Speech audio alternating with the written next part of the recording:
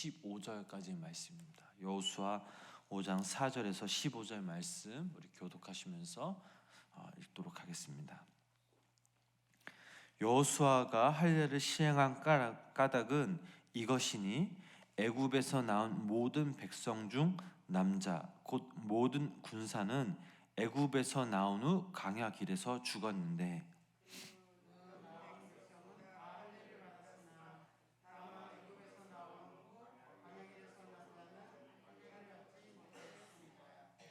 이스라엘 자손들이 여호와의 음성을 청종하지 아니하므로 여호와께서 그들에게 대하여 맹세하사 그들의 조상들에게 맹세하여 우리에게 주리라고 하신 땅 곧 젖과 꿀이 흐르는 땅을 그들이 보지 못하게 하리라 하시매 애굽에서 나온 족속 곧 군사들이 다 멸절하기까지 40년 동안을 광야에서 헤매었더니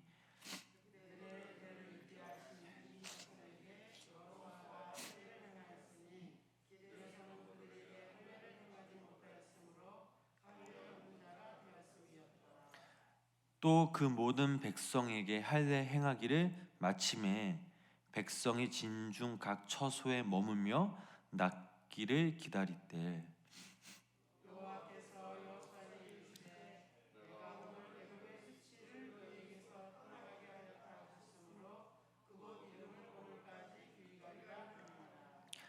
또 이스라엘 자손들이 길갈에 진쳤고 그달 14일 저녁에는 여리고 평지에서 유월절을 지켰으며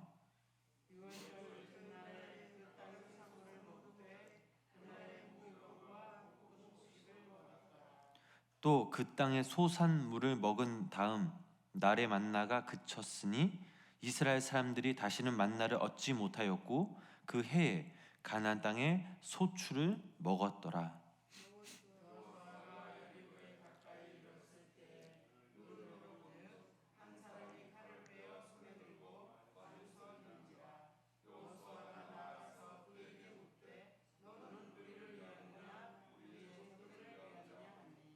그가 이르되 아니라 나는 여호와의 군대 대장으로 지금 왔느니라 하는지라.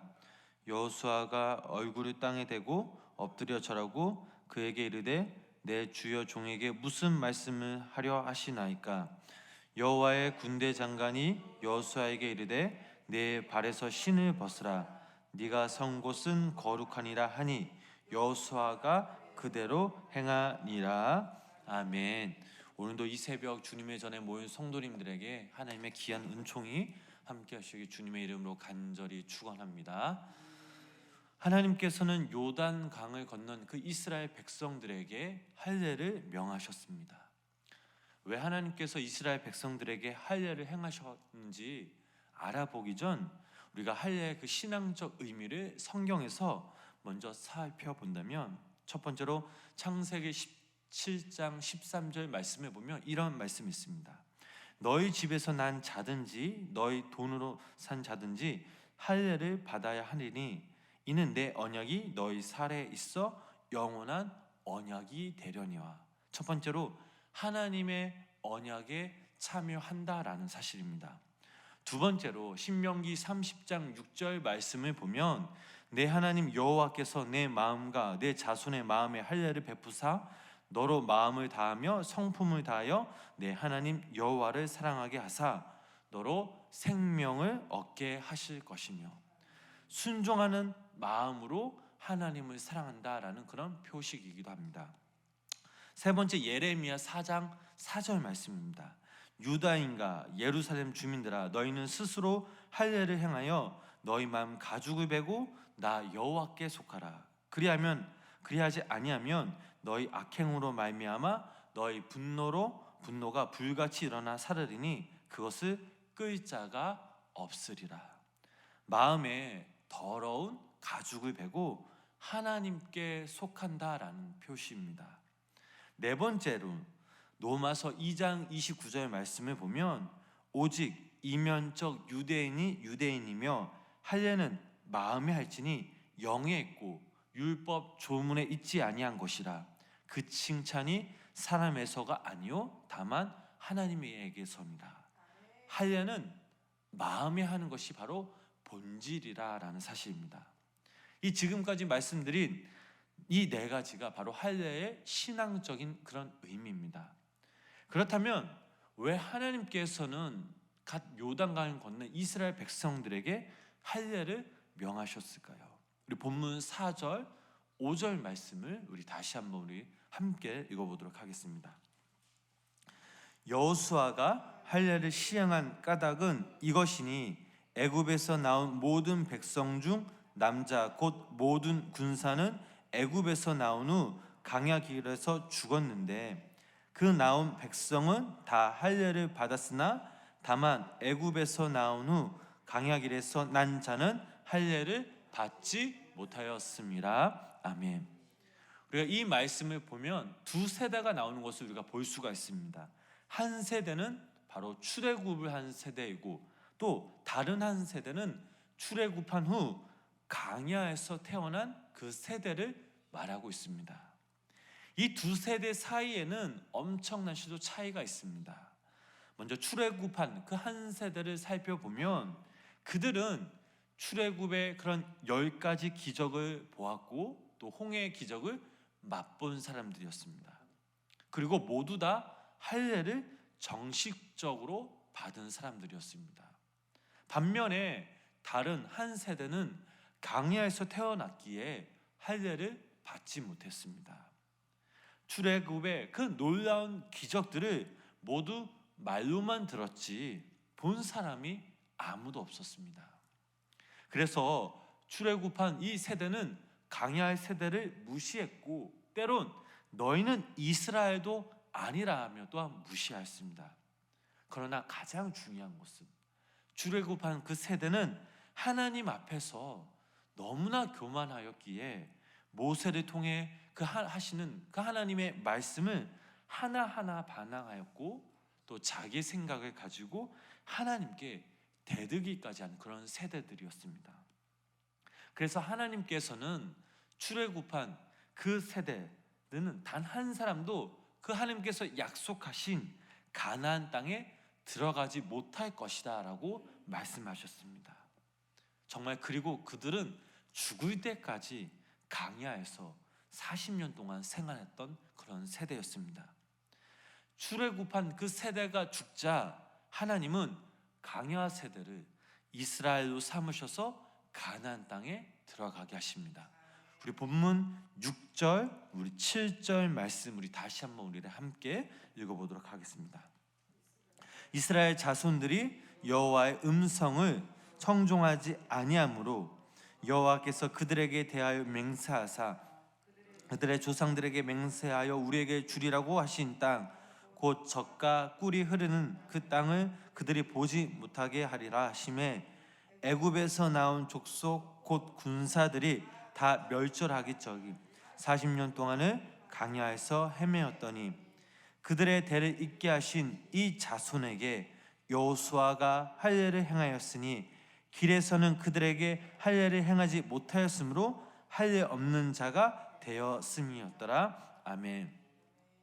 우리가 여호수아 말씀을 읽으면서 놀라운 사실을 깨닫는 것이 하나 있다면 출애굽한 그 세대는 할례를 받았고 그들은 하나님의 기적을 경험하였지만 그러나 그들은 하나님의 그 말씀 앞에 불순종했던 그들의 모습을 볼 수 있습니다. 그러나 그 반면에 강야 세대는 출애굽의 경험도 없었고 할례도 안 받았는데 결국 그들은 하나님의 그 말씀에 순종하였다라는 사실입니다. 할례는 두 가지의 의미가 있는데 신학적 의미는 바로 하나님의 백성의 표시를 몸에 지닌 것입니다. 이것은 마치 소나 말에 낙인을 찍힌 것과 같습니다. 그러나 체험적으로 몸에 부패한 본성을 잘라버린다라는 또 뜻 또한 가지고 있습니다. 할례를 행한다고 해서 사람 속에 있는 못된 본성이 없어지는 것이 아닙니다. 그러나 할례를 행하는 그 자체가 내 속에 이런 본성이 있다라는 것을 바로 하나님께 믿음으로 고백하는 것입니다. 그래서 우리 생활에 있어, 신앙생활에 있어서 가장 중요한 것은 우리가 하나님의 말씀으로 인해 우리의 삶의 우리의 모습 가운데 기질이 변화되는 것입니다. 오늘 본문 말씀을 통해 또 하나 깨닫는 것이 있다면 할례를 했느냐 안 했느냐, 혹은 출애굽의 경험이 있느냐 없느냐, 이게 중요한 것이 아니라 하나님을 어떻게 믿느냐, 얼마나 중요한지를 우리가 깨달을 수 있습니다. 그래서 하나님은 그동안 강야 세대, 즉 이들은 할례를 받지 않았기에 마지막으로 그들을 시험하셨던 것입니다.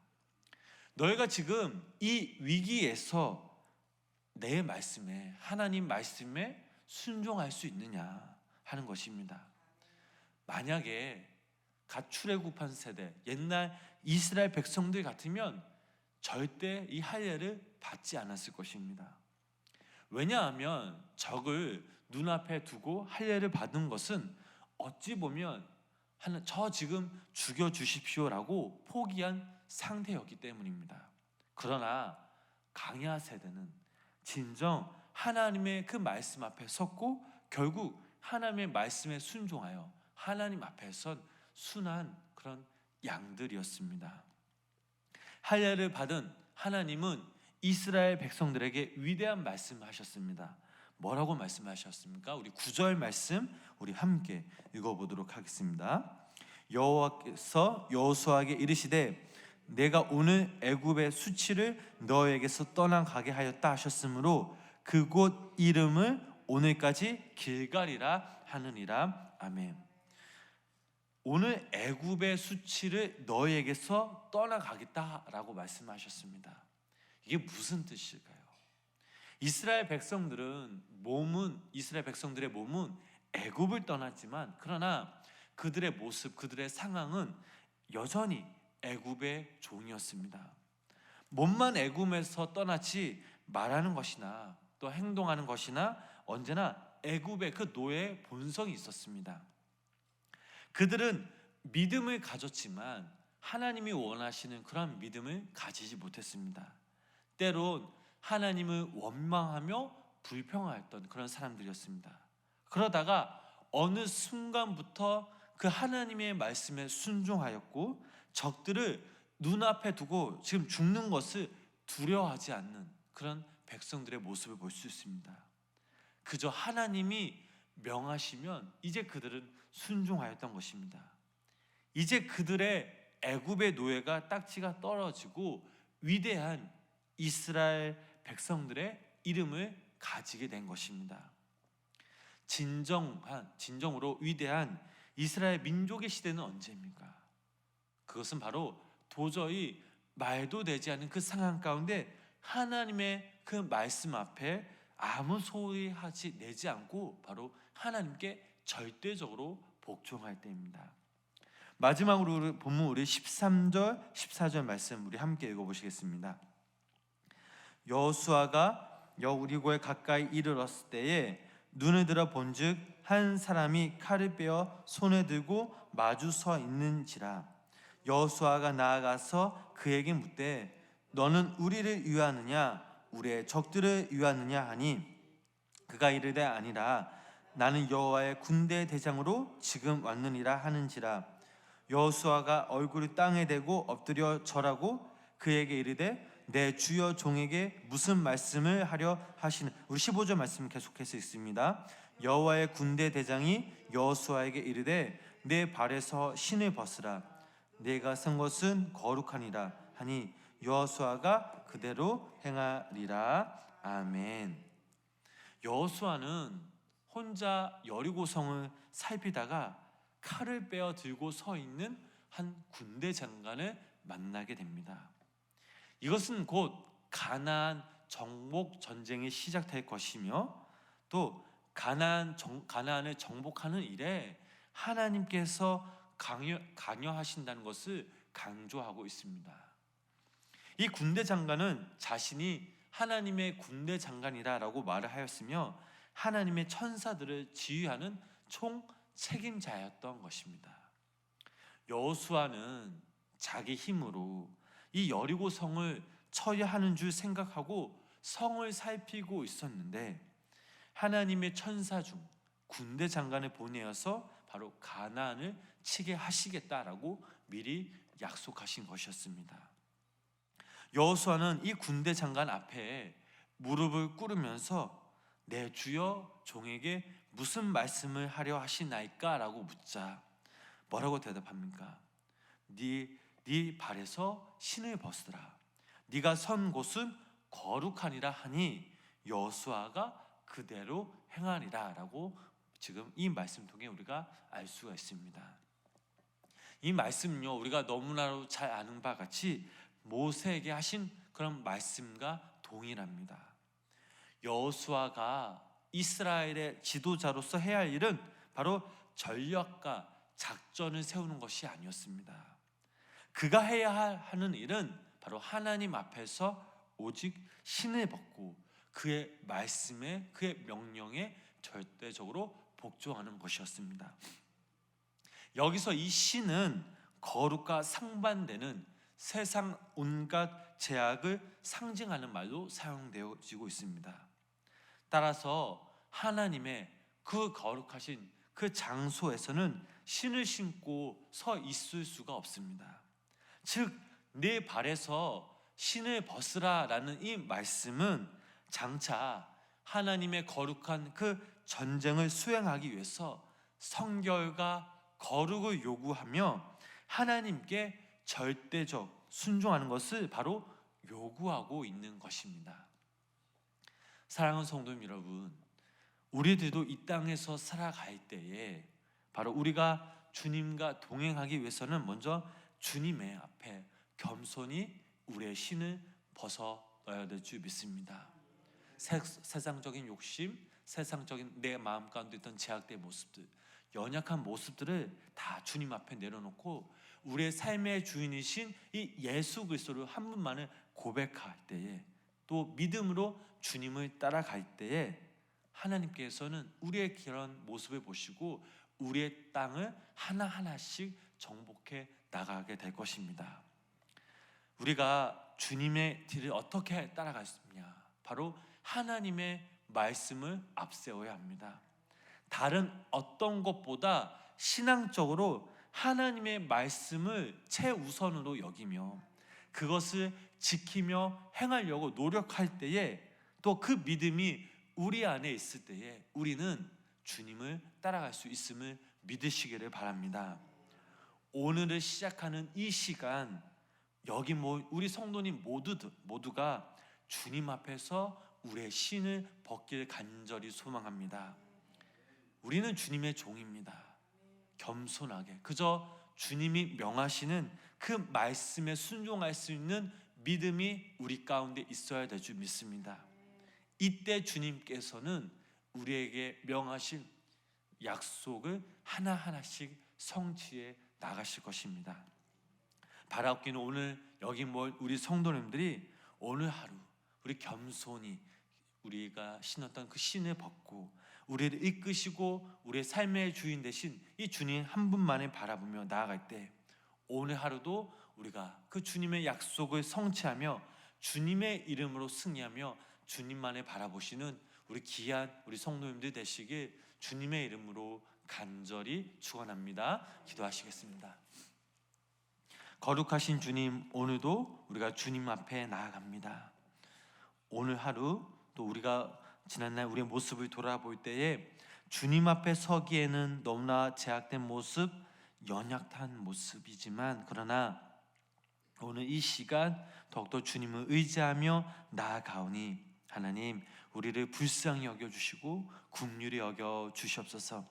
강야 세대 이스라엘 백성들이 매 순간순간마다 하나님을 신뢰하며 의지하며 무엇보다 그 말씀에 순종한 그들의 믿음을 우리들도 본받아 우리 앞에 놓여진 그 상황 가운데 강하고 담대한 마음으로 우리의 신을 벗어 던져 주님이 약속하신 그 말씀에 따라 믿음으로 나아가며 우리들을 통해 주님의 나라가 확정되어질 수 있도록 주님 우리들을 더욱더 붙드시고 인도하여 주시옵소서.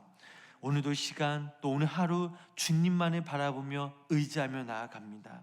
내 안에 예수 그리스도가 살아계심으로 나는 죽어지고 오직 주님만이 살아 숨쉬는 귀하고 복된 하루 보낼 수 있도록 성령님 인도하여 주시옵소서. 예수님의 이름으로 간절히 기도드렸습니다. 아멘.